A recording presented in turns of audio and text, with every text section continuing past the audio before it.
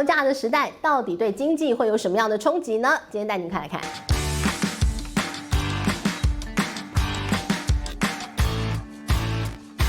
大家好，我是知玉，今天想跟大家来聊聊油价可能对经济造成多大的冲击。虽然我们看说，中东的一个烽火在起，哇，油价开始这个水涨船高。那你觉得就是油价吗？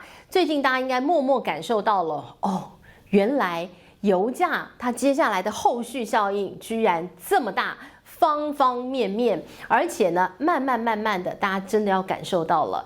大则你会说哇，那个油价可能整个这个半导体的一个产业链啊，等等啊，电力啊那种哇非常大的一个议题，甚至呢落实到我们的生活当中，很可能衣服也要变贵了。你去买个东西吃，便当，塑胶袋它也变贵了，所以你就看到了这个油价哇牵一发动全身。今天就好好跟大家来聊聊，到底这个传导下来还会对经济造成什么样的冲击？好，我们首先先来看到，其实呢，从中东的一个烽火再起啊，哇，到现在应该也几周时间了，2月28号到现在啊，那在这段时间当中，你看到了油价一路的往上窜高，大约涨了3-4成左右，但是呢，传导下来，你会看到最近哇，很多东西都开始面临到了缺料。涨价，甚至呢，哇，已经不得了的一个价格的一个这个往上窜高。好，简单来讲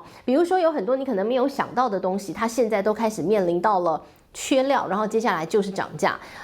药品。你说药品这有什么关系啊？其实呢，它的那个原理都是一样的，那个逻辑是一样的。油它不仅仅是油而已啊，油呢，当然它除了可以炼油变成汽油、柴油，变成大家交通工具的一个这个很重要的一个燃料之外其实呢，这个油它在炼油的过程当中，它会产生非常多的副产品。这些副产品呢，其实也是当今工业社会当中很重要的一些原料比如说呢，你说这些塑化产业当中，在炼油过程当中所裂解出来的东西这个塑化产业都是最重要的原料。比如说它裂解出来的轻油，轻油呢，它最终它可以做成什么呢？它可以做成我们常听到的 PE， 你会听到的这个 PP， 聚乙烯、聚丙烯，这些呢其实都是塑胶的相关制品的原料。好，那我们讲到药，那你说药它是石油做的吗？药它包装的那个东西就是石油做的呀，就是石油这个炼解过程当中的副产品是塑胶呀。好，比如说药品，你说很多的药品它个别包装嘛，对吧？那所以呢，一个一个小小的，那也是塑胶制品啊。那你说，生理食盐水，它外头的那个塑胶瓶子，那也是这个塑胶呀。所以你现在去回想，你到你家的这个药品打开来看，哇呀！每一样的包装都是塑胶呀，甚至呢，在医院里头要用到的一些这个医疗一次性的一些抛弃型的一些东西，比如说呢，你看医生帮你检查的时候，他要不要用一个这个手套啊？PVC 那也是所谓的一个这个塑胶制品啊。所以呢，你说在整个医疗行为的过程当中，非常多东西可能你当时用的时候没感觉，现在一想全部都是塑胶制品。这些东西如果都涨价的话，那就是大家的医疗成本会提高。好，那除此之外呢，你也看到了肥料。你说肥料那也是塑化产业吗？嘿嘿，还就是。好，我们看到了石油，它在裂解的过程当中，天然气呢，它其实它在用途当中呢，有其中一个很重要的就是肥料肥料呢，它其实它的原料就是天然气，因为呢，天然气它可以分解了之后呢，当中会有氨气，那氨气呢，再跟二氧化碳来做这个他们这个什么样的反应，最终呢，它就会诞生了一个这个尿素。好，尿素就是肥料嘛，对吧？所以呢，其实这一次呢，大家说哇，中东危机当中，卡达它的天然气没有办法呢顺利的制造，然后没有办法运出来，那你以为就是不能发电吗？没有。肥料也不能做因为卡达呢其实也是全世界最大的一个尿素工厂。为什么？因为它有非常多天然气嘛，那天然气在裂解过程当中就会有就会有氨气，那你那个氨气再跟二氧化碳反应一下，它就变成了尿素，它就可以卖了。所以你看到了现在呢是连尿素也没得做了，没有肥料，你说没有肥料那又如何？没有肥料那就是农夫再认真一点，不是这样说的耶。如果呢我在需要施肥的时候没有肥料，当然它可以继续长大，农作物可以继续种，没有问题，但是它就会减产，它的产量没有办法那么大的时候，那你再联想嘛，那我东西物以稀为贵啊，如果我的粮食的产出没有那么多，那我就是卖贵一点，那我卖贵一点呢，谁会被贵到，对不对？那我们一般人去买粮食就会被贵到了，那是什么意思啊？那就是粮食危机，不然就是通膨要开始了。所以你看到其实环环相扣的，甚至连盖房子用的建材，它都有很多的一些塑料的一些这个物质在里头。比如说你在盖一个房子的时候，你的塑胶管的水管，那是不是这个塑胶相关的一些制品？都是的。所以呢，其实你想得到想不到的，我们的生活当中有非常多的塑料制品，衣服也是啊。所以你就看到了现在啊，各国都开始出现了各式各样的一个你想得到想不到的一个荒谬场景。比如说南韩在抢垃圾袋，垃圾袋袋子嘛，也塑胶袋嘛，那也是这个塑料制品，买不到垃圾袋，焦虑耶。所以你看到这个南韩，大家每个人上街去抢垃圾袋，你就看那整个就是荒谬场景。结果这样荒谬场景在台湾也上演，因为呢有很多的卖便当店的老板啊，他说本来呢一大包的这个塑胶袋呀便宜的要命啊，结果呢现在因为这个东西贵了，所以呢那个塑胶袋很贵，他去买那个塑胶袋包便当，他都觉得心疼啊，那个塑胶袋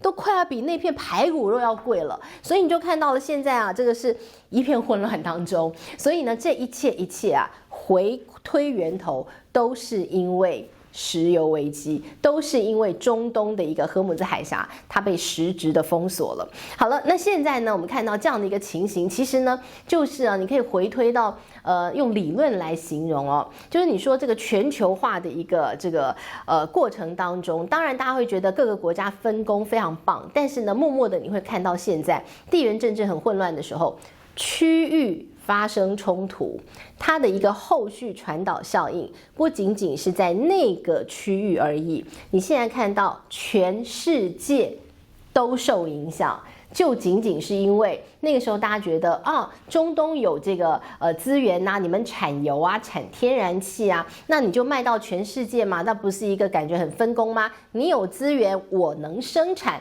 然后呢，我有技术，我们大家全球化一番，互相的这个截长补短，然后呢，让这个世界更美好。哇，这个是很完美的状况底下才能够成就的一个梦想哦。那现在你看到了每一个环节，万一出状况，哇，那都是人间灾难啊！现在呢，出状况的地方就是那个资源国家，现在爆发冲突了，资源送不出来。你看，你空有技术，你有什么用啊？没有用啊。然后呢，你有办法制造，有什么用啊？没有用啊。我没有那个原料啊。现在大家都卡在这一点。那当然呢，你这样的一个理论往大了说，比如说你看中国，它被美国卡技术了，那它怎么办？它空有工厂什么用啊？没有用。它空有市场什么用啊？没有用。所以呢，其实啊，这就是全球化的一个过程当中，大家那个时候都没有想到，有一天这个世界很复杂，人心很复杂，所以呢，你就说了，哇，这个全球化现在又大家重新洗牌了。好，那当然呢，我们看到了这个油，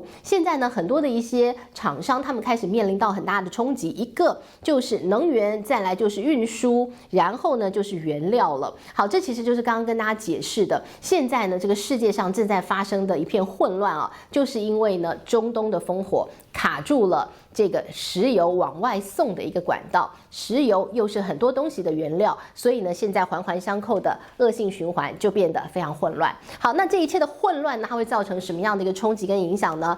经济上就受影响了。好，我们本来呢，大家会觉得说，哇，那个 AI 时代，一切的经济就是往好了看，往好了去说。结果呢，现在突然间的让大家觉得 ，Oh my god！现在呢，这个卡住了能源之后，天哪！现在通膨再起，经济成长可能会被拖慢。台湾是如此，还要带你看到全世界皆然。现在我们看到 OECD 啊，他们已经公布了最新的统计数字，特别就是在这次的中东危机之后，赶快去重新算了一组数据哦。本来他们都觉得今年2026年对全世界的这个经济状况应该是转好的，应该是这个一路向上的通膨呢应该是可以被压抑的，但是呢，中东来了这一招之后，哇，现在全部重算。我们来看 OECD 给大家最新的数字哦 ，G20 20国这个国家的平均呢，他们的通膨率呢将会高达4%啊，本来的那个预估呢，大概就是2.8%、2.6%左右。那特别是美国又更严重，美国呢本来这个通膨已经压抑到差不多都要开始降息了，不是吗？结果呢，本来在去年底预估今年2026年美国的一个通膨数字可以被压抑到2.6%，结果呢，中东危机发生了之后，现在 OECD 最新的数字认为今年美国的一个通膨呢将会跳高到4.2%，本来的降息的一个速度降息的一个节奏呢被中断不说，甚至很可能要升息的，哇，听起来不得了啊！所以你看到全世界，特别是美国的金融市场，哇，那个震荡幅度之大，吓歪了。那当然呢，你说很可能从降息、不降息，甚至可能升息。哇哦，那你就马上看到了这个美元呢，马上变成大家避险资金蜂拥进场的一个状况。那美元强了，哇，那对于其他国家来讲，那压力又更大，特别是亚洲国家，美元强了，那亚币弱了，那这些亚洲国家又是这个能源依赖中东非常高的一点地区，所以呢，变成大家美元这个又很强，然后它的货币呢又弱，然后呢，它又得要去买那个用美元计价的一些能源，它现在又更贵，所以呢，对于亚洲国家来讲，双重打击。好，那于是呢，你就看到了这个经济状况，恐怕不是现在中东马上说停，马上说我这个战争不打，然后明天就恢复正常，没那么简单，需要一段时间的一个恢复期休养生息，恢复健康。好，那但是呢，你说这一切川普不知道吗？他知道的吧？川普最会操弄市场的，他难道不知道？他这个中东这个枪炮一开下去，马上油价上来的话，它会影响很大呢。所以我们就来看现在美国的一个状况就变成了洞见观瞻。美国现在呢已经变成了大家很担心它停滞性通膨就是呢这个经济没有成长，停滞嘛然后呢又在通膨。照理讲呢，这个经济不太好的时候，我要怎么办？我要降息嘛，对吧？我要刺激一下经济，但是呢又通膨要升息的，所以呢现在就是停滞性通膨就是这个国家最麻烦解决的一个难题。现在呢，大家担心美国会变停滞性通膨，因为现在油价上涨就变这样。好，那我们来看，那川普刚提到了，他一定知道的嘛，所以呢，他早就做了2手准备。我们来看他最近给大家一个这个时间点，他说4月9号我要结束这一切，4月9号就是我对伊朗作战的终战日。决定的那个日期，那你就说4月9号你怎么算的？你是梦到的吗？还是你怎么样啊？原来如此。4月10号，美国呢，它要公布的是 CPI 数字。现在大家说哇，那个4月10号公布的 CPI 不得了，一定超级恐怖的。为什么呢？因为呢，你看到最近的油价嘛，那个 CPI 当中嘛也很重要啊。这个油价涨得那么高，电力成本那么高，它的通膨数字一定难看死了嘛，一定恐怖了，爆炸了嘛，对不对？吓死所有宝宝嘛。那于是呢，他说我4月9号终战日，川普真聪明。4月10号公布的数字，你现在就用膝盖。你用小指头，你随便乱想，你都知道那个数字有多难看。所以呢，他4月9号终战日，我就来一个超级地缘政治大利多，哈哈。然后呢，到时候你4月10号数字再烂，搞定嘛，对吧？所以呢，就说原来这一切都在川普的掌握当中。4月9号放一个超级大利多，告诉大家说，好，我仗打完了，我都搞定伊朗了。4月10号数字再烂也没有关系嘛，我金融市场一样就是庆祝行情。好，有可能是这样啦。但是呢，你2手准备，你有好的准备，你也要担心最坏状况是什么？所以你看到了现在据说美国白宫他们在密集开会说，万一那个油价挡不住，一直涨到200怎么办然后他们还密集说到时候要怎么办，还是蛮担心的。所以呢，你看到了这个，即便是这个川普他还是要做点坏的打算，但是呢，他还是有他的本事在嘛。所以呢，到底这个接下来这中东战事会怎么走我们要持续看看这个川普嘛，对吧？